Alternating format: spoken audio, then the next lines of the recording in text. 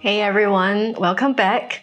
So I'm here today to talk a little something about not so much to do with Christ consciousness, but it's been on my mind, and I find myself talking about it a lot when I'm having discussion with friends, close friends, and yeah, it's one of the few things that I'm particularly opinionated about at this moment, and frankly, with embodying Christ conscious energy, I'm very mellow in terms of opinionating and placing like strong, possibly even judgmental views on something. I try not to go there because I understand everybody has a journey that they're going through, and the way a soul chooses to process what they may or may not learn fully in this lifetime is highly variable.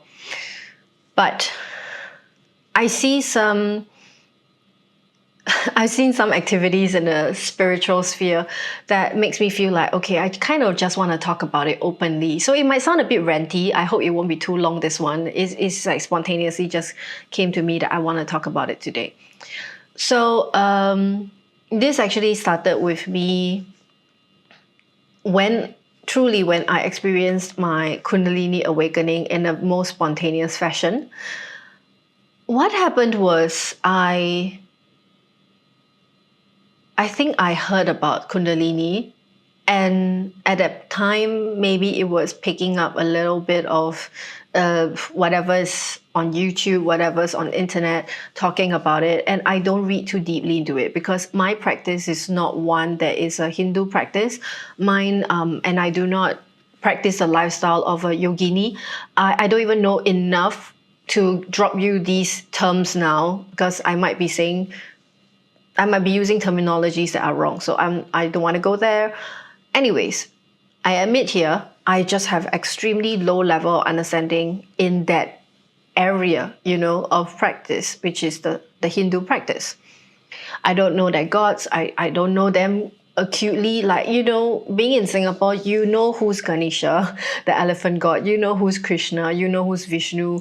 I know these because I am a big fan of watching of reading up and watching movies about the Hindu epics, right? So I know the Mahabharata. I know the what's the name of the other one? Okay, so you see, I don't know enough, but everything is very surface level knowledge. So when I got my very spontaneous Kundalini awakening, I did not know it was a Kundalini awakening. It simply was a drawn out 7-day long fever, which broke at the end with Buddha telling me, I am light, I am love, which sounds so surreal and feverish at the same time and blissful.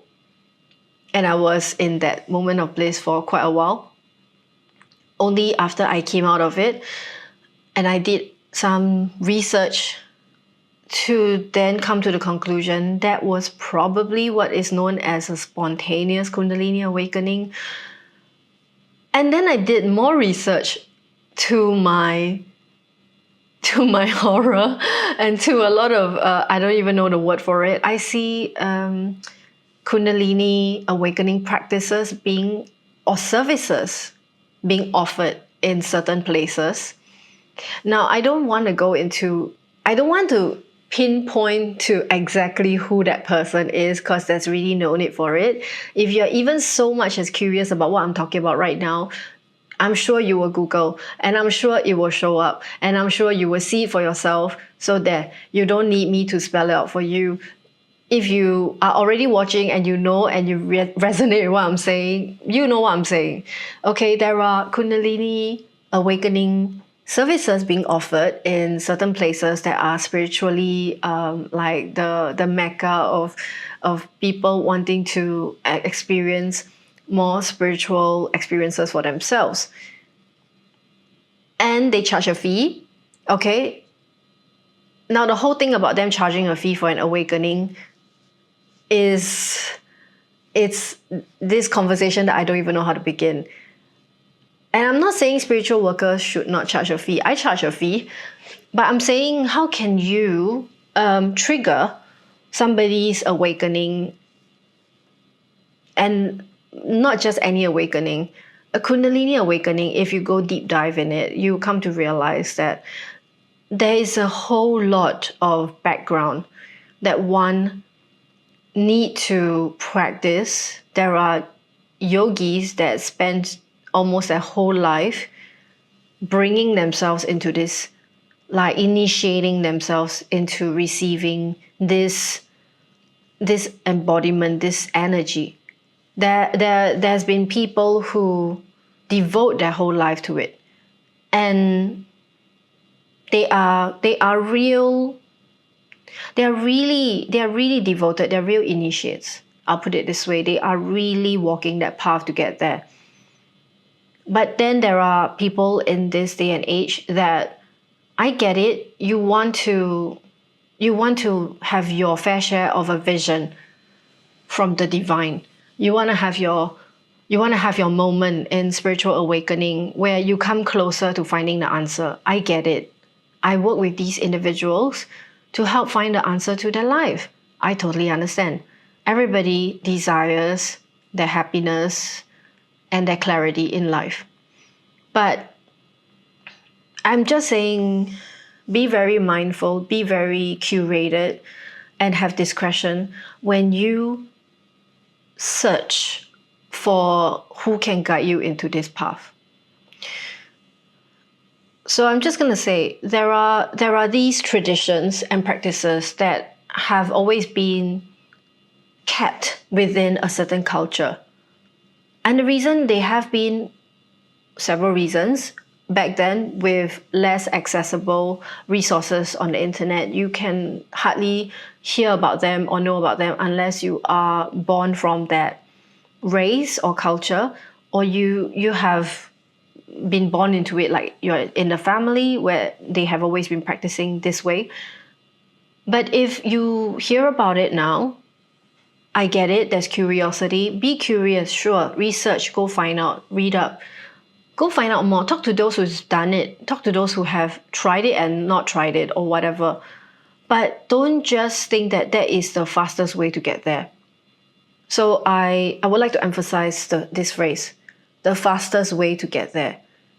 Do you really think this phrase goes together with a spiritual awakening? The fastest way to whatever awakening. What is in an awakening? It is when you come to know yourself, you spend time with yourself, you deliberately make the choice to remove the egoistical part of your psyche, working through traumas, working through any kind of a hurt, pain, and misunderstanding that's in your psyche that forms your shadow, working through it, right? The walk of the path has to be done step by step with your own 2 feet. If you are hoping to shortcut it by paying and have somebody wave their hands around you, which they will call it energy, whatever they are fetching out from you in their own way, or the look of it, and create an awakening for you because you paid a few $100s, you gotta really ask yourself, that's a shortcut, right? Where was your work? Have you walked enough in your spiritual understanding? Have you spent enough time initiating yourself into this process? Or have you always been leading a life that is far from clean, or far from removing any form of toxicity with your own true will, with your own true volition? If you have no such patience or work coming from your own behalf, and because if you're having a bad time and you're just very, very badly wanting to get spiritual clarity, instead of sitting down and having some quiet time with yourself, you decided, hey, why not I go on a vacation and I pay a few $100 and have some master do some woo-woo on me, and lo and behold, I have my Kundalini awakening, or I have my whatever awakening. Okay, so this is going on. I have my personal feelings towards those that profit in that area. That is their path, and they are building their own karmic signature in this lifetime. And I will not comment because I respect they chose the path of service to self, and I stop at that. But it's okay. Like I said in my former video, service to self or service to all is always a fair path for either part, for any souls on this earth. But as the taker, as if you're watching and you are like curious about Kundalini awakening, or you're curious, I'll tell you this one, you're curious about the ayahuasca visions, and perhaps you have heard some friends have gone through it. You want to go on one of those ayahuasca retreats or whatever mushroom plant medicine retreats that's out there, okay? I just want to, okay, so take this as a PSA. I just want to say, just take this like a spiritual PSA. I wish for anybody who wants to have more spiritual clarity in their life and who wants to feel like they are walking a more purposeful and divinely guided path. I hear you. I think it's very good. You definitely have heard the initial alarm bells of the awakening. Else you would not have come to the point of searching for that answer. You are only at the very tip of the iceberg. You're only at the very first couple footsteps of walking in that tunnel before you will even so much as see that the very small dot in the far down of that tunnel is actually the light. But the only way to the light is through the tunnel. And there are steps to take in this tunnel before you exit the tunnel. Okay? I hear you. There's no shortcut. Because it is your life, it is your soul. It is your soul that you're developing. You will be stunting your growth and your development if you shortcut it. If you pay for it to hope to get there faster with someone doing the work for you. I hope you understand what I'm saying. I mean, I don't think I need to reiterate this in any other way or form. I meet so many individuals who come from different phases. I use the tunnel as a metaphor. From initially just at the front bit of the tunnel to those that's been in the tunnel for years and still banging around in the tunnel because they do not see the light, or they fear that what they see at the other end is not the light. So there's fear holding them back. They're banging around in the tunnel of life, of the spiritual awakening. There's much suffering in that. And so I've worked with individuals. I'm working with individuals who are in there. I'm also working with individuals who are coming to the close end of walking out of the tunnel. They are already seeing the bright light is kind of like in their face. It is just a few more steps and they're out of the tunnel. I also work with those individuals. Those are what I would say they are way more awakened. They are more conscious. They are closer to embodying a different density of consciousness and towards the path of soul ascension. Okay? So everybody moves at different pace. Everybody's at different part of the journey. Wonderful. And I'm sure if you're curious, you are probably somewhere along that journey. Wonderful. Just be very discerning. Just be very clear where you're headed, and do not let anybody selling a false ideal or false image of what divine clarity looks like. And the worst thing is to make you just pay for it and shortcut it. It's not even about the money. Yes, I think the money involved thing is, I think it's hard to debate that, because every spiritual worker, of course, deserves to be paid, deserves to keep their earnings. I don't debate that. Okay, but I think as the person who is walking this into it and seeking that divine clarity, be discerning. Know what you are getting yourself into. Ask yourself truly, is this my ego telling me I can get there faster and I'll just go for a retreat? And during the retreat, even, if I were to break this down, there are so many things that would lay the foundation of whether a person comes closer to their awakening or not. Lifestyle plays a big choice. Lifestyle is what sets the basal frequency of the person. I'll just take for example, when you go into any astral realms, say for the ayahuasca, you clearly, with the release of DMT in your system when you take the ayahuasca, you are opening up your vessel, your human vessel, to allow more passage for your spirit to travel into the astral realms. It is something a lot harder to achieve for a human being because you clearly have to come very close to a near-death experience. Most people do it in their sleep. I think I talked about it in one of my earlier videos. Astral projection is what can very commonly happen for most people when they're sleeping, because that is your body going into a state that is the closest it will ever get to what is like a near death, because you're breathing so shallowly, your heart rate is so low, and then your spirit will go wander into the astral realms, but usually it goes into the astral junkyard where your subconscious just forms a Legoland of whatever remnants of things that you have. It's like you have a lot of half-read books you have not closed, and they're all at different chapters, and randomly the story don't piece together, but they somehow are all in your subconscious, and that forms that astral Legoland junkyard of where your spirit will go night to night. So you hear people say, I have some weird dreams. Yeah, that's what it means. Okay, but speaking of the ayahuasca, is that you are being led into a very specific zone depending on whichever entities come up to you during your ayahuasca segment, right? When you are taking it, when you're tripping. And not every time the pure ayahuasca, spirit mother ayahuasca will come to you.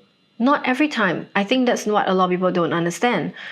Whatever entity or spirit coming to you or bringing you into that space highly depends on your foundational frequency, highly depends on the base of your psyche. If you have not spent time working through your shadows, or even come close to working through, and you have a big shadow presence in your life, and your frequency is something else altogether, that is at least not at base, not at equilibrium with your true essence, you are not really ready to be led by the correct entity. Different things can show up, and then we do not know what kind of can of worms you're opening at that time. And there's a whole lot of things that goes on after that. So that's why I have come to a space where I do talk about this a lot, but in my own private time with people that I'm closer to. But I feel like it is something we need to discuss about. Finally, I've seen so much of it that I don't even know if people are aware of it anymore, or they simply really think of it as like, oh, it's almost like a spiritual playground. I'll just dip in and dip out with a bit of money paid at a retreat, and let's just see where this takes me. Yeah, you can treat this in a very casual fashion, but when you open yourself to visiting different spiritual realms,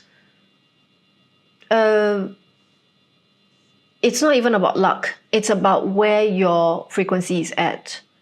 Not everybody experience pure light beings.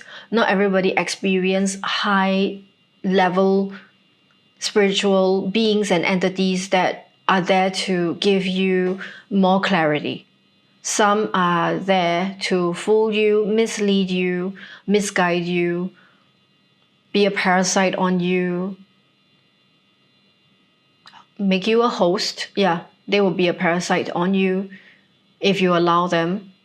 Fool you into selling a portion of your soul or essence because that actually is the spiritual currency in the spiritual realm. I will go into that a separate day when I talk more about demonic forces.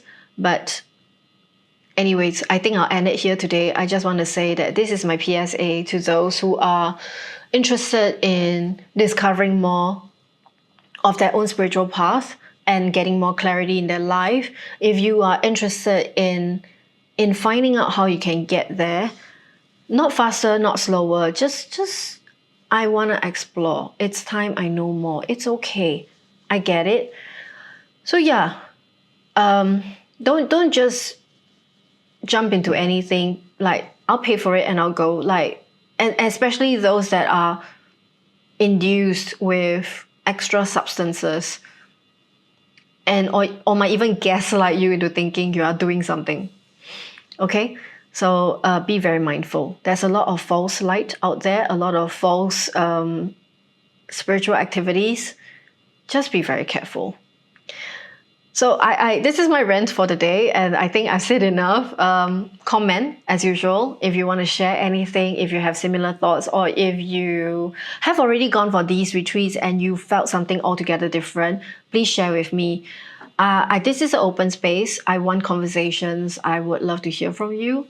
And if you are seeking any form of, if you want to seek any form of guidance in this path, and you want to talk to me, you also can see that I have links in my description box below. So this is all for the day. Thank you for hearing my rant, and I'll see you at the next one.